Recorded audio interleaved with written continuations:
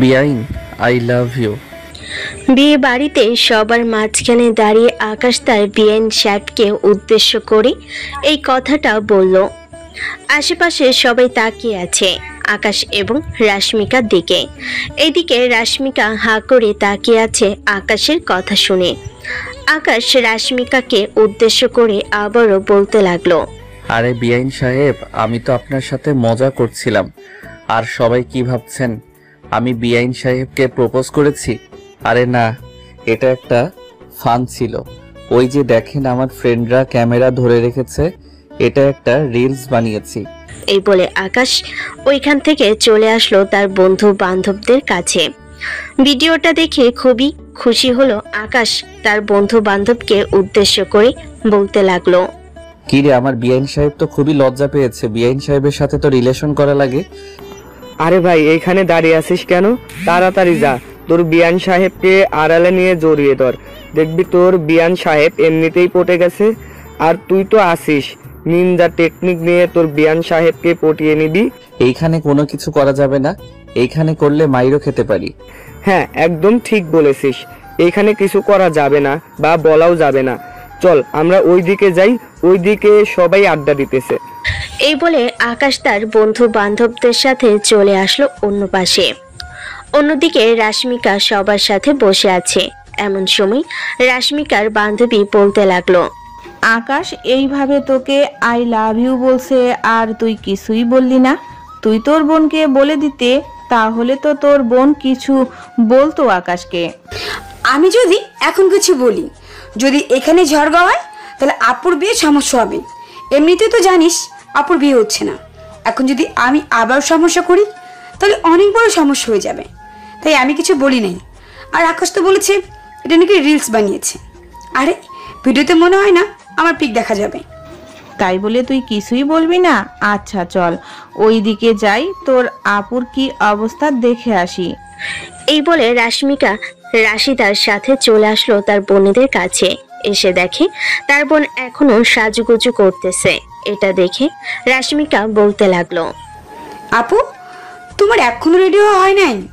আমরা সেই কখন থেকে রেডি হয়ে বসে আছি তোমার গায়ে হলুদে নাচবো বলে, আর তুমি কি না এখনো রেডি হওয়া নাই?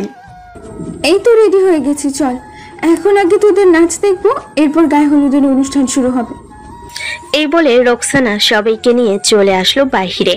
স্টেজে বসে আছে। এমন সময় মাইক দিয়ে অ্যানাউন্স করা হলো যে এখন গায়ে হলুদের নাচা শুরু হবে। এটা শুনে আকাশ এবং তার বন্ধু বান্ধবরা দৌড়ে চলে আসলো ওইখানে। এসে দেখে নাচ অলরেডি শুরু হয়ে গেছে।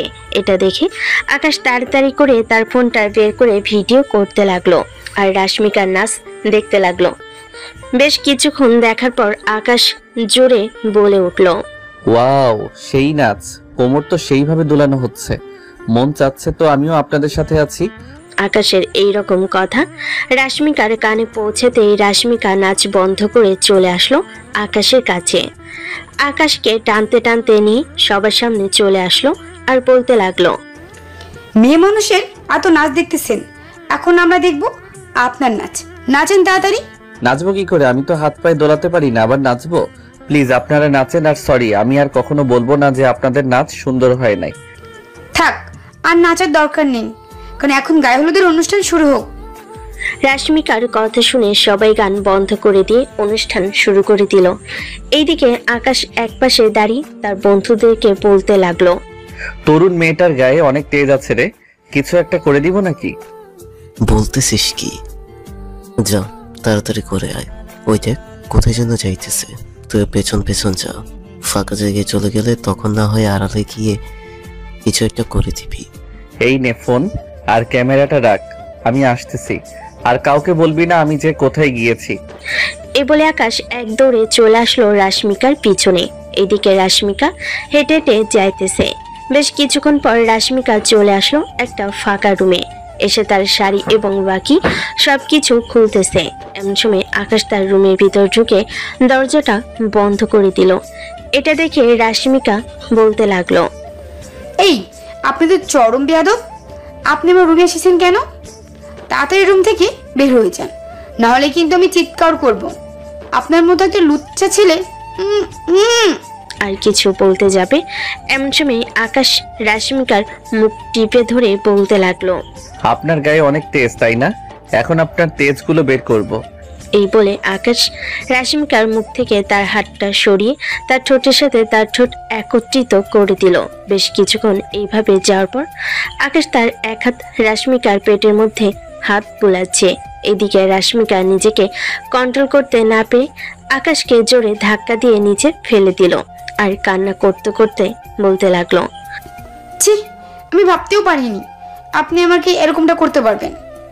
আমি আপনাকে অনেক ভালো ভেবেছিলাম, কিন্তু আপনি একটা লুচ্চা শয়তান ছেলে। আপনি আমার সামনে আসবেন না কখনো। আমি আপুকে এক্ষুনি সবকিছু বলে দিয়েছি। আমার কথাটা তো শুনে যান। কথা না শুনে বাহিরে গেলে কিন্তু অনেক বিপদে পড়বেন। এখন যদি আপনি আপনার বোনকে গিয়ে এসব বলেন, তাহলে কিন্তু আপনার বোনের বিয়েটা আবারও ভেঙে যাবে। এমনিতেই কিন্তু আপনার বোনের বিয়ে হচ্ছে না, এসব কিন্তু আমি জানি। এখন আপনার সিদ্ধান্ত। আপনি যদি এসব গিয়ে আপনার বোনকে বলে দেন, তাহলে আপনারা মান সম্মান যাবে, সাথে আপনার বোনেরও বিয়ে হবে না। আকাশের কথা শুনে রাশমিকা ঠায় দাঁড়িয়ে রইল ওইখানে। বেশ কিছুক্ষণ পর রাশমিকা রুম থেকে বের হয়ে চলে আসলো তার বান্ধবীর কাছে। রাশমিকাকে কান্না করতে দেখে রূপালী বলতে লাগলো, কিরে তুই কান্না করতেছিস কেন? কি হয়েছে তোর? তুই তো হাসি খুশি ভাবে রুমে গিয়েছিলি, রুমে কি হয়েছে? কিরে কিছু বলতেছিস না কেন? বল কিছু। আর কি বলবো, ওই আকাশ আমার সাথে। আর কিছু বলতে পারল না রাশমিকা।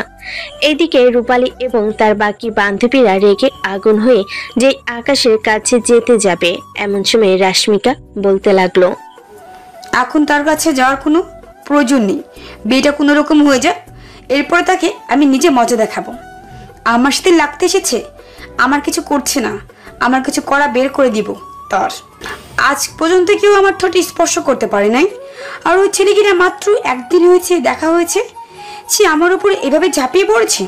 এটার শাস্তি তো আমি তাকে দিবই। এইসব বলতে বলতে রাশমিকা চলে আসলো তার বোনের রুমে। এসে দেখে তার বোন তার দুলাভাইয়ের সাথে কথা বলতেছে। এটা দেখে সে খাবার চলে আসলো তার রুমে। দরজাটা ভালো করে লাগিয়ে দিয়ে ড্রেস চেঞ্জ করে বিছানায় শুয়ে পড়লো। অন্যদিকে আকাশ তার বন্ধু বান্ধবদের সাথে দাঁড়িয়ে দাঁড়িয়ে কথা বলতেছে। এমন সময় তরুণ বলতে লাগলো, আকাশ, তুই মেয়েটার কি করেছিস? আমাকে তো কিছুই বললি না, আর এখন তো সবাই আছে বলে দে, তাহলে কি করেছিস? কিরে তরুণ আর আকাশ, তোরা দুজন কে নিয়ে কথাবার্তা বলতেছিস আর কাকে কি করেছে আকাশ? কিরে আকাশ, তুই কাকে কি করেছিস বল আমাদেরকে। আরে, আমার সুন্দরী বিয়াইনকে আদর করেছিলাম একটু, এর জন্য আমার সুন্দরী বিয়াইন রাগ করেছে। তবে আদর করে বেশ মজা পেলাম। তার ঠোঁট এত মিষ্টি ছিল বলার মতো না। আমার তো মন চাইছিল আরো কিছুক্ষণ জড়িয়ে ধরে লিপ কিস করার। তার সাথে তো তার ফিগার একদম। মামা এসব বলিস না, টুনটুনি তারা হয়ে যায়। এমনিতে ওদের নাচ দেখে আমার টুনটুনির অবস্থা খুবই খারাপ হয়ে গেছে। এখানের কাজ তো শেষ হয়ে গেছে, চল এখন বাসায় চলে যাই। কালকে আবার তাড়াতাড়ি চলে আসতে হবে, কালকে বিয়ে। হ্যাঁ চল, তাহলে এখন বাসায় চলে যাই। কালকে ভাইয়াকে নিয়ে সকাল সকাল চলে আসবো বিয়ে খাওয়ার জন্য। বিয়ে খাওয়ার জন্য সকাল সকাল চলে আসবি নাকি? তোর সুন্দরী বেআইনকে দেখার জন্য চলে আসবি? বুঝি রে বুঝি, প্রথম দেখেই প্রেমে পড়ে গিয়েছিস সুন্দরী বেআইনের উপর। বুঝেই যখন ফেলেছিস, চল তাহলে তাড়াতাড়ি যাই, রাত হয়ে গেছে অনেক। আবার ওইখানে গিয়ে ঘুমাতে হবে। 1-2 ঘন্টা না ঘুমালে মাথা এমনিতেই গরম থাকবে, পরে কাকে কি বলে বসি তার কোনো শিওর নেই। হ্যাঁ চল চল, তোর মাথায় তো আগে ঠান্ডা করতে হবে, তারপরে আমাদের মাথা ঠান্ডা হবে। চল তাড়াতাড়ি। এই বলে তরুণ আকাশকে নিয়ে ওইখান থেকে চলে আসলো আকাশদের বাসায়। আকাশ তার ফ্রেন্ডদেরকে নিয়ে চলে গেল তার রুমে। ফ্রেশ হয়ে বিছানায় শুয়ে ঘুমিয়ে গেল। দেখতে দেখতে কেটে গেল একটি রাত। পরের দিন সকালে আকাশ তাড়াতাড়ি ঘুম থেকে উঠে সকল কাজ শেষ করে তার ভাইকে রেডি করতে লাগলো। এমন সময় আকাশের ভাই মারুফ বলতে লাগলো, আকাশ, তোর ভাবি দেখতে কেমন রে? সুন্দর নাকি কালো? ফোনে তো দেখলাম বেশ সুন্দরী এবং মায়াবতী। হ্যাঁ, ভাইয়া ভাবি অনেক সুন্দরী, খুব মায়াবতী ও তোমার সাথে খুব মানাইছে। আব্বুর সাথে কথা বলেছো? আমরা কখন বের হব? হ্যাঁ, কথা বলছি। আব্বু বলেছে যে আজান দেওয়ার সাথে সাথে বের হয়ে যাওয়ার জন্য, না হলে রাস্তায় নাকি জ্যাম পড়বে। হ্যাঁ, না হলে তো রাস্তায় জ্যাম পড়বে। আচ্ছা, তোমাকে রেডি করে ফেলেছি, এখন তুমি বসে থাকো, আমিও রেডি হয়ে আসতেছি। ঠিক আছে, যা তাড়াতাড়ি। আকাশ চলে আসলো তার রুমে। ওয়াশরুমে ঢুকে ফ্রেশ হয়ে বসে আছে আকাশ। এমন সময় তার রুমের ভিতরে প্রবেশ করলো তার বন্ধু তরুণ, আর বলতে লাগলো, কিরে আকাশ, কখন বের হবি? রাস্তা তো অনেক দূরের, এখন যদি না বের হয় তাহলে তো ট্রাফিক জ্যাম পড়ে যাবে। আবার কোন রাস্তায় জ্যাম থাকে কে জানে। আরে তুই চিন্তা করিস না, অলি গলি দিয়ে বের হয়ে যাব আমি। ওই রাস্তা আমার আগে থেকেই চেনা আছে। তুই যা ভাইয়া রুমে, আমি জাস্ট জুতাটা পরে আসতেছি, বাকি সবকিছু পড়া হয়ে গেছে। আর তোদেরকে যেটা বলেছিলাম সেইটা করে এনেছিস তো? হ্যাঁ, সেইটা করে নিয়েছি। 1 লক্ষ টাকা বানিয়ে নিয়েছি, একদম টাকার মতো। এতেই চলে যাবে, চিন্তা করিস না। ওরা যদি কম চায় তাহলে বেশি বেশি করে দিয়ে দিবি। তরুণ চলে গেল আকাশের ভাইয়ের রুমে। এদিকে আকাশ জুতা পরে চলে আসলো নিচে। এসে দেখে তার আব্বু বসে বসে ফোনে যেন কার সাথে কথা বলতেছে। আকাশকে নামতে দেখে কলটা কেটে দিয়ে বলতে লাগলো, আকাশ, 12টা বেজে গেছে, তুই এক কাজ কর, তোর ভাইকে নিয়ে মেয়েদের বাড়ির খুব কাছের একটা মসজিদে চলে যা। এদিকে সকল মেহমান রওনা দিয়ে দিয়েছে, তারা চলে যাক, এরপর না হয় তোরা নামাজ আদায় করে ওইখানে যাবি। ঠিক আছে আব্বু, আমরা যাইতেছি। আকাশ তার ভাই এবং বন্ধু বান্ধবকে নিয়ে চলে আসলো গাড়িতে। গাড়ি ড্রাইভ করতেছে আকাশ। বেশ কিছুক্ষণ ড্রাইভ করার পর চলে আসলো রাশমিকাদের বাসার কিছুটা দূরে মসজিদের সামনে। সবাই নামাজ আদায় করে চলে আসলো বিয়ে বাড়িতে। গেট আটকে দাঁড়িয়ে আছে আটা ময়দা লাগানো সুন্দরীরা। এইদিকে আকাশ বারবার রাশমিকাকে খুঁজতেছে, কিন্তু তাকে দেখতে পাচ্ছে না। হঠাৎ রাশমিকা একটা মিষ্টি প্লেট আর শরবতের প্লেট নিয়ে আসলো। নিয়ে আসার পর বলতে লাগলো, দুলা ভাই, আমাদেরকে 50,000 টাকা দেন, তাহলে আমরা আপনাকে ভিতরে ঢুকতে দিব এই লেবু শরবত খাইয়ে, সাথে কিন্তু একটা মিষ্টিও ফ্রি দিব। আরে 50,000 কেন? আমাদের কি টাকা আর কম আছে? আপনাদেরকে 60,000 টাকা দিব, তবুও আপনারা ছেড়ে দেন গেট, আমরা ভিতরে চাই। আকাশের কথা শেষ হতে রাশমিকার বান্ধবী রাশমিকার কানে কানে বলতে লাগলো, বান্ধবী, এখানে আমি পুরা গন্ধ পাচ্ছি। নিশ্চয়ই ওই টাকাগুলো জাল টাকা হবে, না হলে তো ওরা 50,000-এর জায়গায় 60,000 টাকা দেওয়ার কথা না, ওরা তো আরো টাকা কমানোর কথা। হ্যাঁ, আমিও। ওকে, কেমন যেন পুরা গন্ধ পাচ্ছি এখানে। আচ্ছা যাই হোক, টাকাগুলো আগে হাতে নেন, এরপর দেখ টাকাগুলো জাল নাকি জাল টাকা না। আকাশ টাকাগুলো দিয়ে দিতেই টাকাগুলো দেখতে লাগলো ওরা সবাই ভালোভাবে। টাকাগুলো এমন ভাবে বানিয়ে আনা হয়েছে যে জাল টাকা নাকি আসল টাকা এটা ধরতেই পারবে না। গেট ছেড়ে দিতেই সবাই ভিতরে ঢোকার মাঝে আকাশ রাশমিকার একেবারে কাছে গিয়ে বেড়ের মাঝে টুক করে তার গালে একটা চুমু দিয়ে চলে আসলো স্টেজে। এইদিকে রাশমিকা মনে মনে বলতে লাগলো, আপনি খেলাটা শুরু করেছেন মিস্টার আকাশ, খেলাটা শেষ করবো আমি। একবার আপনার বিয়েটা হয়ে যায়, এরপর আপনার ব্যবস্থা করতেছি। আমাকে তো চিনেন না আপনি। এই বলে রাশমিকা চলে আসলো তার বোনের রুমে। বেশ কিছুক্ষণ পর আকাশদের খাবার দিয়ে দিল। খাবার দেওয়া শেষ হতেই সবাই খাবার খেতে লাগলো। খাবার খাওয়া শেষ হতেই হাত ধোয়ার পালা। রাশমিকা এবং তার বান্ধবী আর চাচাতো বোনের এসে দাঁড়িয়ে আছে। বেশ কিছুক্ষণ পর হাত ধোয়া শুরু হলো। আকাশ তো রাশমিকার দিকে হা করে তাকিয়ে আছে। এটা দেখে তরুণ বলতে লাগলো, মামা, তুমি তো দেখি একদিনে প্রেমে হাবুডুবু খেয়ে মরে যাইতেছ, এরকম ভাবে চললে হবে নাকি? আরে বেটা চুপ থাকতো, আমি আগে বিআইন সাহেবকে দেখি, এরপর তোর সাথে কথা বলতেছি। বিআইন সাহেবের এত বড় বড় 2টা জিনিস, উফ সেই লাগতেছে। শালা তুই আর ভালো হলি না। দেখ দেখ, ভালো করে দেখ, সামনে যাতে এই মেয়ের সাথেই তোর বিয়েটা খেতে পারি, মনে রাখিস। হ্যাঁ, মনে থাকবে মনে থাকবে, চিন্তা করিস না, এই মেয়েকেই বিয়ে করব। রাশমিকা তার দুলাভাইকে হাত ধোয়া শেষ করে চলে গেল ওইখান থেকে। বেশ কিছুক্ষণ পর কাজী সাহেব এসে বিয়েটা পড়িয়ে দিয়ে চলে গেল। দেখতে দেখতে বিকেল 5টা বেজে গেল। সকল নিয়ম কানুন শেষ হওয়ার পর যে চলে যাওয়ার সময় এসেছে। এমন সময় রোকসানা রাশমিকাকে উদ্দেশ্য করে বলতে লাগলো, রশ্মিকা, তুই আমার সাথে চল। যা, তোর ব্যাগপত্র নিয়ে আয়, আমি গুছিয়ে রেখেছি। 2 দিন আমার সাথে থাকবি, পরে তো আবার চলে আসবো। আমার সাথে চলে আসবি। আপু, তোমার সাথে তো উর্মি যাইতেছে, আমার যাওয়ার কোনো দরকার নেই। তোকে আসতে বলছি, তুই আয়। এত কথা বলিস কেন? আকাশ তার ভাবির কথা শুনে তো মহা খুশি। বেশ কিছুক্ষণ পর রাশমিকা চলে আসতেই সবাই গাড়িতে উঠে পড়ল। এদিকে আকাশ ড্রাইভ করতেছে। বেশ কিছুক্ষণ ড্রাইভ করার পর চলে আসলো বাসায়। সবাই বউকে বরণ করে নিয়ে চলে গেল বাড়ির ভিতরে। এদিকে রাশমিকা তার বোনের সাথে ভিতরে চলে গেল। এটা দেখে আকাশ তার পিছু পিছু করে চলে আসলো ভিতরে। বেশ কিছুক্ষণ পর রাশমিকা এইদিক সেদিক ঘোরাঘুরি করতেছে। এটা দেখে আকাশ রাশমিকার একটা হাত ধরে টানতে টানতে ওইখান থেকে নিয়ে চলে আসলো তার রুমে। দরজাটা লাগিয়ে দিয়ে বলতে লাগলো, কি ব্যাপার বিআইন সাহেব, আমাকে খুঁজতেছিলেন নাকি? আমি তো এখন আপনার কাছে। আপনি এখন কোথায় যাবেন? কোথায় আর যাব, আপনাকে খুঁজছিলাম। আপনার বুকে একটু মাথা রাখবো এটার জন্য। হঠাৎ এইরকম কথা বলতেছেন, নিশ্চয়ই তো কোনো কারণ আছে। কারণ ছাড়া তো আপনি এরকম কথা বলবেন না। মিস্টার আকাশ, আমি এখন আপনার বাসায় আছি, আর আপুর বিয়ে হয়ে গেছে। এখন আমি আপনার সাথে যা ইচ্ছে তাই করতে পারবো।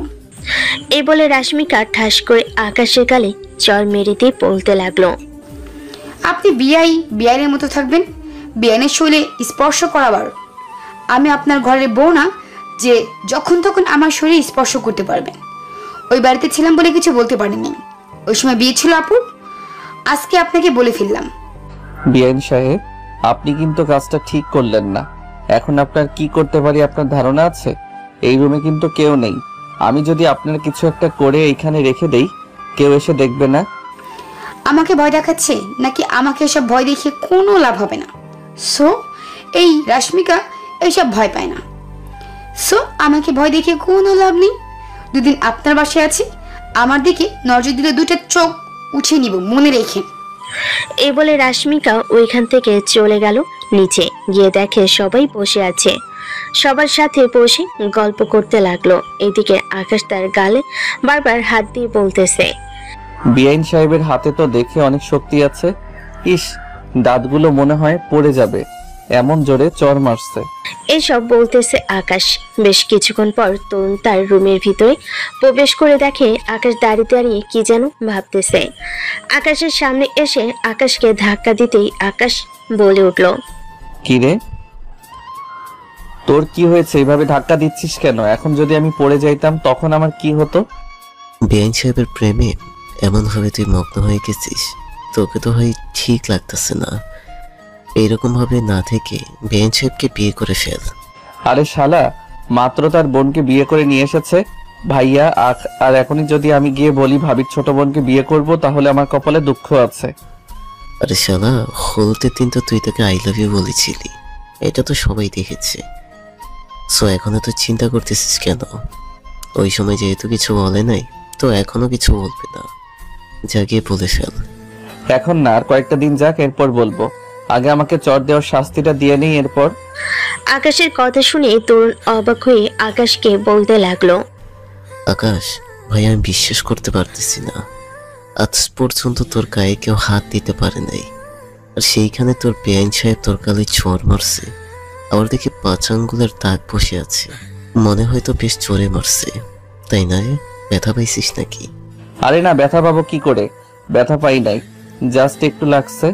মনে হচ্ছে যে দাঁত খুলে পড়ে যাবে। ও আচ্ছা, তাই নাকি? দাঁত খুলে পড়ে গেলে তো খুবই ভালো হবে। তখন আর তুই তোর বউ মানে তোর বেআইন সাহেবের খেতে পারবি না। না, খেতে পারলে তো আমাদের জন্য আরো বেশি ভালো হবে। আমাদেরকে একটু দিস, আমরা খেয়ে নিব নে। শালা, তোরা কয়েকদিন ধরে অনেক লুচ্চা হয়ে গেছিস। যাকে দেখতেছিস তার সাথে এইসব অশালীন কথা বলতেছিস। আর এটা অশালীন নাকি? তোর বউকে আমরা খাবো, এটা তো খুবই ভালো কথা। আর তুই বলতেছিস এটা অশালীন? যা শালা, তোর সাথে কোনো কথাই বলবো না। আমি এখন বাসায় চলে গেলাম, কালকে সকালে চলে আসবো, রাত হয়ে গেছে। এই বলে তরুণ চলে গেল তার বাসায় এবং আকাশের অন্যান্য বন্ধু বান্ধবরা চলে গেল বাড়িতে। আকাশ তার ভাইয়ের কাছে এসে দেখে তার ভাই ফোনে যেন কার সাথে মেসেজ করতেছে। এটা দেখে আকাশ আর মারুফকে বিরক্ত করলো না। আকাশ তার রুমে এসে ফ্রেশ হয়ে বিছানায় শুয়ে ফোন টিপতে টিপতে কখন যে ঘুমিয়ে গেছে খেয়াল নেই। রাত প্রায় 12টা। সবাই সবার রুমে গিয়ে ঘুমিয়ে পড়েছে। এখন শুধু রাশ্মিকা বাকি আছে, অন্য কোনো রুম খালি নেই। এটা দেখে আকাশের আম্মু রাশ্মিকাকে উদ্দেশ্য করে বলতে লাগলো, রাশ্মিকা, তোমার যদি কোনো সমস্যা না হয় তাহলে তুমি আকাশের রুমে থাকতে পারো। দেখতেই তো পাচ্ছ বাড়ি ভর্তি মানুষ, সব রুমে 5 থেকে 6 জন করে লোক চলে গেছে। এখন তুমি একা হয়ে গেছো, আর আমরা তো ঘুমাবো না, তাই আমাদের রুমটাও দিয়ে দিয়েছি ওদেরকে। আচ্ছা, আপনি চিন্তা করবেন না, আমার কোনো সমস্যা হবে না, আমি থাকতে পারবো। আপনার রুমটা কোথায় আমাকে একটু দেখিয়ে দেন, আমি চলে যাইতেছি। ওই যে উপরে ডান পাশের রুমটা, ওইটাই হচ্ছে আকাশের রুম, যাও তুমি। রাশ্মিকা নিচ থেকে চলে আসলো আকাশের রুমে। এসে দেখে আকাশ নিশ্চিন্তে ঘুমাচ্ছে। এটা দেখে রাশ্মিকা মনে মনে বলতে লাগলো, আমাকে তো জ্বালিয়েছেন, এখন আমি আপনাকে জ্বালাবো। আজকে সারা রাত আমি আপনার রুমে আসি, একটু পর পর আপনাকে জ্বালাবো। এই বলে রাশ্মিকা এই দিক সেই দিক তাকিয়ে দেখতে লাগলো ঘরে ফুলের ঝাড়ু আছে নাকি। বেশ কিছুক্ষণ খোঁজাখুঁজি করার পর পেয়ে গেল ঝাড়ুটা। সামান্য ছোট্ট একটা কাঠি ভেঙে নিয়ে চলে আসলো আকাশের সামনে। আকাশের পাশে বসে রাশ্মিকা ওই ফুলের ঝাড়ুর টুকরাটা দিয়ে আকাশের কানে খোঁচা দিতে লাগলো। বেশ কিছুক্ষণ খোঁচা দেওয়ার পর আকাশ বারবার তার কানের কাছে হাত দিতেছে ঘুমের ঘরে। এদিকে রাশ্মিকা মিটমিট করে হাসতেছে আর বলতেছে, এখন কেমন লাগে? আজকে সারা রাত আপনাকে জ্বালাবো, দেখি আপনি আমার জ্বালাতন কতটুকু সহ্য করতে পারেন। দীর্ঘ 2 থেকে 3 ঘন্টা জ্বালানোর পর রাশ্মিকা চলে আসলো সোফায়। একটা কাঁথা নিয়ে ঘুমের দেশে পাড়ি জমালো। রাত প্রায় 3টা। আকাশে ঘুম ভেঙে যেতেই আকাশ ঘুম থেকে উঠে তার দিকে বারবার ঘুরে ঘুরে তাকাচ্ছে, কারণ অনেক সুন্দর একটা ঘ্রাণ আসতেছে। হঠাৎ সোফার দিকে তাকাতেই দেখতে পেল রাশ্মিকা ঘুমাচ্ছে। এটা দেখে আকাশ মনে মনে বলতে লাগলো, ওয়াও, আমি কি স্বপ্ন দেখতেছি নাকি আমি এখনো জেগে আছি? একটা চিমটি কেটে দেখি। আউস, ঠিকই তো, আমি তো স্বপ্ন দেখতেছি না। এই মেয়েটা আমার রুমে ঘুমাচ্ছে, তার মানে অন্যান্য রুমে জায়গা নেই। যাক, ভালো হয়েছে। ঘুমন্ত পরি দেখতে খুবই ভালো লাগে। আর একটু কাছে গিয়ে বসে ঘুমন্ত পরিটাকে দেখি। এ বলে আকাশ চলে আসলো রাশ্মিকার কাছে, ফ্লোরে বসে আর রাশ্মিকার মায়াভরা চেহারাটা দেখতে লাগলো। হঠাৎ কখন যে আকাশের হাত রাশ্মিকার ঠোঁটের উপর চলে গেছে সে বুঝতেই পারল না। হঠাৎ আকাশের স্পর্শে রাশ্মিকার ঘুমটা ভেঙে গেল। আকাশকে নিচে বসে থাকতে দেখে বলতে লাগলো, এই, আপনি এখানে কি করেন? আপনি আপনার বিছানায় গিয়ে ঘুমান। আর আপনি আমার শরীর স্পর্শ করতে চাচ্ছিলেন কেন? আপনাকে না বলেছিলাম আমার শরীর স্পর্শ করবেন না? এত সুন্দর পরীর মতো একটা মেয়ে আমার রুমে ঘুমিয়ে আছে, আমি কি তাকে স্পর্শ না করে থাকতে পারি? বেআইন সাহেব, আপনাকে আমার খুবই ভালো লাগছে। আমি আপনাকে ভালোবেসে ফেলেছি বেআইন সাহেব। আপনার ভালোবাসার গুল্লি মারি। এখন আপনি খাটে গিয়ে ঘুমান, আর ঘুমটা ভেঙে দিয়েছেন। এখন আর ঘুম ধরবে না আমার। শালা, কোথায় দেশে পড়লাম? সবগুলো পাগলের কাণ্ড কারখানা। এই বলে রাশ্মিকা আবারও ঘুমের দেশে পাড়ি জমালো। সকাল 7টা। ঘুম থেকে উঠে ফ্রেশ হয়ে চলে আসলো নিচে। এসে দেখে সবে চা নাস্তা করতেছে। এটা দেখে রাশ্মিকা সোফায় বসে পড়তেই আকাশের আম্মু রাশ্মিকাকে চা দিল। সবাই চা খাচ্ছে এমন সময় আকাশের আম্মু, মারুফের তো বিয়ে দিয়ে দিয়েছি, এখন তো আকাশের বাকি রয়েছে। আমি চাইতেছিলাম যে আকাশকে খুব শীঘ্রই বিয়েটা দিয়ে দেওয়ার জন্য। মাত্র বড় ছেলের বিয়ে দিয়েছো, কয়টা মাস যাক, এরপর না হয় আকাশের কথা চিন্তা ভাবনা করা যাবে। এখনো যদি এরকম শুরু করো তাহলে তো আর কিছু বলার নেই। ছেলেটা চাকরিও করে না, লেখাপড়া করতেছে। লেখাপড়া করতেছে, করুক, তাতে কি হয়েছে? আমি তো কাজ করতেছি, আর আমাদের অফিস আছে। মারুফ তো কাজ করতেছে, সেও চলে যাবে। সবাই বসে কথা বলতেছে এমন সময় আকাশ সিঁড়ি দিয়ে নামতে নামতে তার আব্বুকে উদ্দেশ্য করে বলতে লাগলো, কি ব্যাপার আব্বু, আমাকে নিয়ে কি কথাবার্তা হচ্ছে এখানে? কি আর কথাবার্তা হবে, তোর বিয়ে নিয়ে আলোচনা করছিলাম যে তোকে খুব তাড়াতাড়ি বিয়েটা দিয়ে দিব। তোর আম্মু বলতেছে আরো একটা মাস যাক, এরপর নাকি তোর বিয়ে দিবে। হ্যাঁ যাক, আর কয়েকটা মাস, এরপর না হয় বিয়ে করা যাবে। আগে তাকে খুব ভালোভাবে জ্বালাতন করে নিয়ে এরপর বিয়ে করব। আকাশের কথা শুনে রাশ্মিকা আকাশের দিকে তাকাতেই আকাশ দাঁত বের করে হাসতে লাগলো। এটা দেখে রাশ্মিকা ভেঙচি মেরে আবারও চা খাওয়াই মনোযোগ দিল। বেশ কিছুক্ষণ পর সকালে নাস্তা শেষ করে আকাশ তার রুমে বসে আছে। এমন সময় আকাশের ভাবি আকাশের রুমে এসে বলতে লাগলো, কি ব্যাপার দেবর মশাই, তুমি নাকি আমার বোনকে খুব বিরক্ত করতেছো? আমার বোন তো আমাকে সবকিছু বলে দিয়েছে। ভাবি, আপনার বোনের সাথে যদি একটু দুষ্টুমি না করতে পারি তাহলে বিয়াই হয়েছে কেন? উনি যদি মন খারাপ করে আমার দুষ্টুমিতে তাহলে আমাকে বলুক, আমি আর কিছুই বলবো না। আচ্ছা যাই হোক, এসব কথা বাদ দাও, এখন আমার কথা শোনো। তোমার ভাইয়া তো অফিস চলে গেছে, আমি তো আর এখন বের হতে পারবো না। তুমি এক কাজ করো, রশ্মিকাকে নিয়ে তুমি একটু এই এলাকাটা ঘুরে আসো। সে তো পড়ালেখার চাপে ঘোরাঘুরি করতে পারে না তেমন বেশি। আজকে যেহেতু এখানে আছে, তুমি নিয়ে ঘুরে আসো। আর টাকা লাগলে বলো, আমি টাকা দিয়ে দিই তোমাকে। আরে না ভাবি, টাকা লাগবে না। এত সুন্দরী একটা বিয়াইনকে ঘুরতে নিয়ে যাব, তাও আবার ভাবির কাছ থেকে টাকা নিয়ে, এটা কখনোই হয় না। আপনার টাকা দিতে হবে না, আমার কাছে টাকা আছে।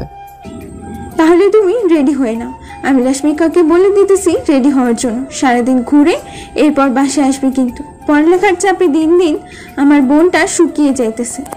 আপনি চিন্তা করবেন না, এখন যদি বের হয় রাত 10টার আগে বাসায় ফিরবো না, নিশ্চিন্তে থাকতে পারেন। রোকসানা চলে যেতেই আকাশ রেডি হয়ে নিল। রেডি হয়ে বেশ কিছুক্ষণ পর চলে আসলো নিচে। অন্যদিকে রোকসানা রাশ্মিকাকে বলতেই রাশ্মিকা তার বোনের দিকে হাঁ করে তাকিয়ে আছে আর বলতেছে, আপু তুমি এটা কি করছো? আমি ঘুরতে পারি না বলে তুমি বদমাশির সাথে আমাকে বলছো ঘোরাঘুরি করার জন্য? বদমাইশ বলবি না আমার দেবরকে, আমার দেবর একদম ভালো। তুই যা, গিয়ে রেডি হয়ে তাড়াতাড়ি নিচে আয়। আমার দেবর হয়তো রেডি হয়ে গেছে। রাশ্মিকা আর কিছু না বলে ওইখান থেকে চলে গেল রুমে।